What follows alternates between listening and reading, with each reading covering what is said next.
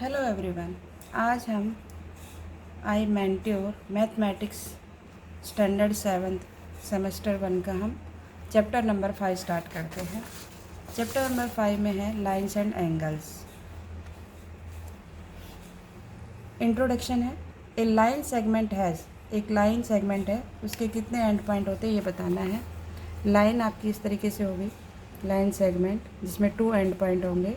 कितने and point होंगे? 2। तो आंसर हो जाएगा आपका 2। A line segment has 2 end point. A line segment has a definite measurement. Line segment है, इसका मेजरमेंट होगा। इसको हम with the help of scale से मेजर कर सकते हैं। यस, इसमें आ जाएगा राइट। फोर एम एन, ये जो सिंबल है ये लाइन सेगमेंट का सिंबल है। M and and are the 2 end points. इस लाइन के कितने पॉइंट होंगे? ये जैसे फॉर एग्जांपल ये एम और एन ले लिया हमने, इसके कितने एंड पॉइंट होंगे? 2 एंड पॉइंट्स। क्या लिखेंगे? 2 एंड पॉइंट्स।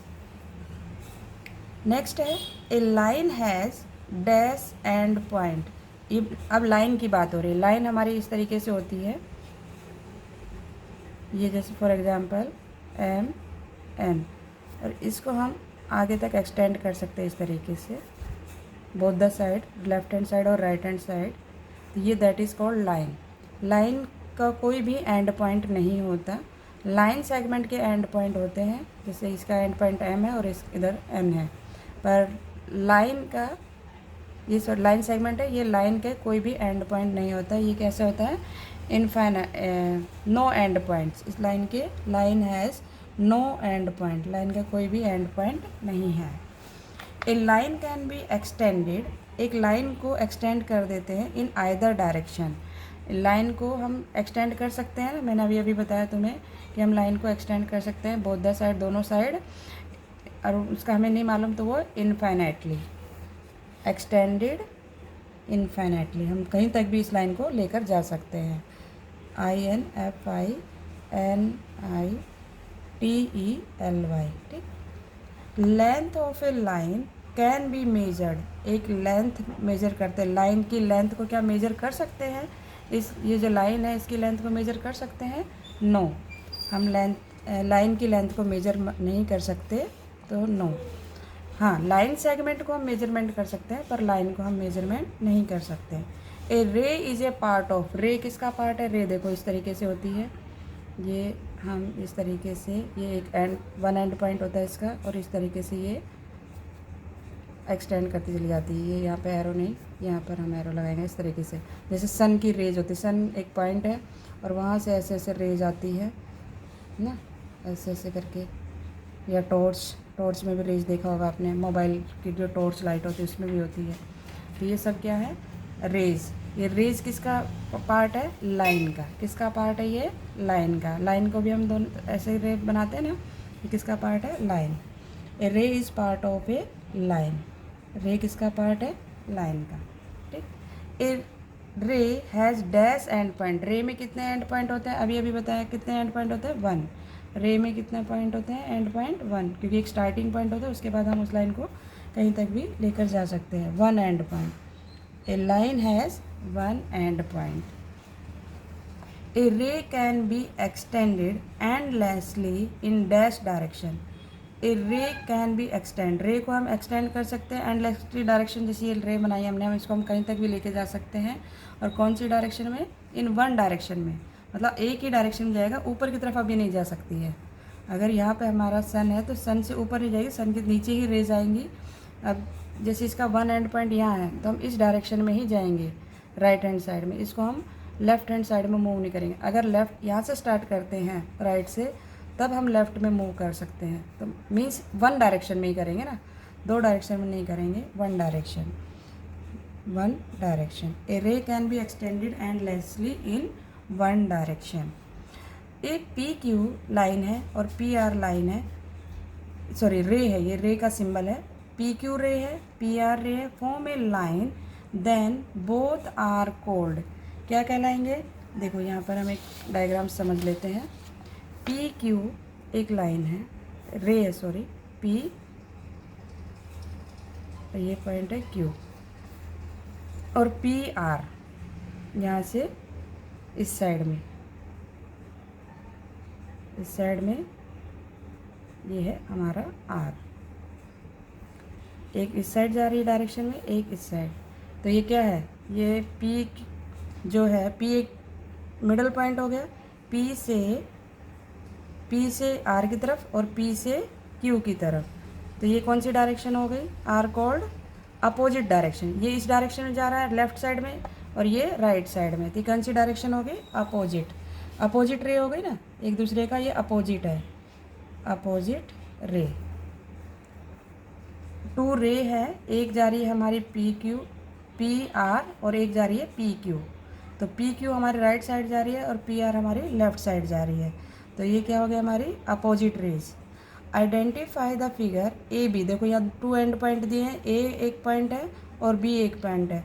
तो ए बी क्या है, लाइन है, रे है, लाइन सेगमेंट है, या एंगल है। तो ये क्या है हमारा लाइन सेगमेंट। क्या है ये, लाइन सेगमेंट। होपफुली आपको समझ में आ रहा होगा। नेक्स्ट है, विच of the following figure is a line. अब इसमें से आपको बताना है कि लाइन कौन सी है। जहाँ पे 2 एंड पॉइंट है मीन्स ये आपका लाइन सेगमेंट है। यहाँ पे एरो लगा वन साइड तो रे हो गया। ये दोनों साइड एरो लगे हैं तो ये होती है हमारी लाइन और ये हमारा कर्व है। तो ये हमें यही पूछा गया था इस क्वेश्चन में, which of the following figure is a line. Line कौन सी है इसमें, ये हमारी लाइन है। C option is line. Write the following in symbolic form. Line segment को सिम्बॉलिक फॉर्म में लिखना है। तो अभी मैंने बताया है कि लाइन सेगमेंट को किस तरीके से रिप्रेजेंट करते हैं। सिर्फ एक ऐसे ड्रॉ कर देते हैं सिंपल लाइन। रे को किस तरीके से रिप्रेजेंट करेंगे, ए बी के ऊपर इस तरीके से एक एरो लगाएंगे, वन साइड एरो। और लाइन पी क्यू को किस तरीके से डिनोट करेंगे, लाइन है तो दोनों साइड एरो लगाने हैं ऐसे, ये इस तरीके से। ठीक है, ये हमारा लाइन सेगमेंट, लाइन का सिंबल है। दोनों साइड एरो लगाने, एक लाइन ड्रॉ करके फिर दोनों साइड एरो लगा दें तो वो लाइन का सिंबल हो जाएगा। वन साइड एरो लगाएंगे तो वो रे, और कोई भी एरो नहीं लगाना, सिर्फ सिंपल प्लेन लाइन लगानी है, उसको हम बोलेंगे लाइन सेगमेंट। ए बी क्या है, लाइन सेगमेंट। बी ए क्या है, line segment. Are same line segment. True या फॉल्स। अब जैसे ये था हमारा एम एन या एन एम, दोनों बोल सकते हैं इसको। हम इसके जो नेम है इसको रिप्रेजेंट करेंगे एम एन लाइन सेगमेंट और एन एम बी। तो दोनों are right, both are right. ये क्या है हमारा 14 में राइट। ठीक। A line segment is not a part of a line. एक लाइन सेगमेंट लाइन का पार्ट नहीं है। इस क्वेश्चन में ये कहा गया है कि ये लाइन का पार्ट नहीं है। यस, तो ये क्या है, नॉट पार्ट ना। तो ये क्या कह रहे हैं, राइट हो गया या रॉन्ग। लाइन सेगमेंट लाइन का पार्ट होता है, यस, पर ये नॉट लिखा है इसमें, तो ये क्या बोल रहा है, रॉन्ग स्टेटमेंट है, क्रॉस आ जाएगा। ये इसमें लिखा होना चाहिए था, a line is a part of, a line segment is a part of line, तब हमारा आंसर राइट होता। पर यहाँ पे नोट लिख दिया है मीन्स स्टेटमेंट रॉन्ग हो गया। Dash lines can passes through one point. One point से कौन सी पास करती है, only one, only two, infinite many, not a single. तो इसमें क्या आ जाएगा, line can pass through one point. एक पॉइंट से हम क्या है, बहुत सारी लाइन ड्रॉ कर सकते हैं इस तरीके से, है ना। ये पॉइंट हमारा इस तरीके से, जैसे आपने साइकिल की स्पोक देखी होगी, जो ताड़ी होती है ना साइकिल में, व्हील में, वो कितनी सारी होती है, बहुत सारी होती है, वो तो इनफाइनाइट कर सकते हैं ना इसको हम। तो इसमें क्या हो जाएगा, इनफाइनाइटली मैनी लाइन्स ड्रॉ कर सकते हैं हम। कितनी लाइन्स ड्रॉ कर सकते हैं, infinitely many lines can pass through one point. एक लाइन के अंदर से बहुत सारी लाइन पास हो सकती है, वन पॉइंट से बहुत सारी लाइन पास हो सकती है। An dash is made up of two rays starting from a common initial point.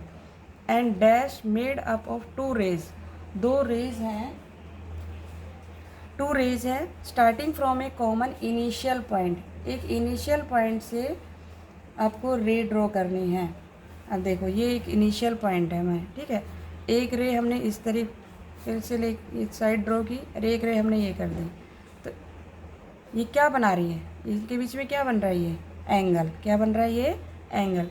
Two raise क्या बना रही हैं, एक इनिशियल पॉइंट से टू रेज पास हो रही है और वहाँ पर ये मीट कर रही है, वर्टेक्स कहलाता है, और ये क्या बना रही है, angle. An angle is made up of angle, ANGLE, angle is made up of two rays starting from a common initial point. The common initial point of two rays forming an angle is called the, क्या बताया baby, vertex. क्या बताया, ये corner को क्या बोलेंगे हम, vertex. Vertex of the angle, vertex. The common initial point, ये initial point two rays form कर रही है. An angle is called the vertex of the angle. इस एंगल का क्या होगा, ये वर्टेक्स होगा. ठीक, कॉर्नर. नेक्स्ट क्वेश्चन देख लेते हैं 19. Angle PQR can also be named as. Angle PQR को किस तरीके से हम नेम देंगे, ये बताना है आपको. Can be also named as, जो मिडल में होगा ना वो आप उस पर एंगल बनेगा. एंगल P नहीं होगा, एंगल Q होगा. ये जो है आपका, ये जो मिडल है ये Q, ये आपका इस पर एंगल बना है, एंगल Q. अब देखिए इसमें हम यहाँ पर नाम दे देते हैं कुछ भी, PQR. तो एंगल किस पे बना है, Q पर. यहाँ पर देखिए एंगल किस पे बना है, Q पर. तो PQR हम इस तरीके से भी डिनोट कर सकते हैं और एंगल Q भी लिख सकते हैं. ठीक है ना, या फिर RQP इस तरीके से भी लिख सकते हैं. An angle dash is form by रे YX और YZ. अब देखो इसमें क्या कॉमन है, वर्टेक्स है Y. देखो दोनों में Y है तो Y कॉमन हो गया हमारा. अब इस तरीके से हम इसको ड्रॉ करेंगे. ये हमने एक YZ ले ली, एक रे, और एक रे हमने ले ली YX. तो ये हमारा कॉमन इनिशियल पॉइंट हो गया. और एंगल क्या बन गया इसमें, एंगल XYZ या फिर ZYX. अब देखो इसमें क्या है, एंगल XYZ, Y आपका मिडल में आना चाहिए, है ना. तो ये आपका ऑप्शन हो गया यहाँ पर, एंगल XYZ. तो आपको ये समझ में आया होगा. अगर वीडियो अच्छी लगी हो तो लाइक, शेयर एंड सब्सक्राइब करना ना भूलें. Thank you.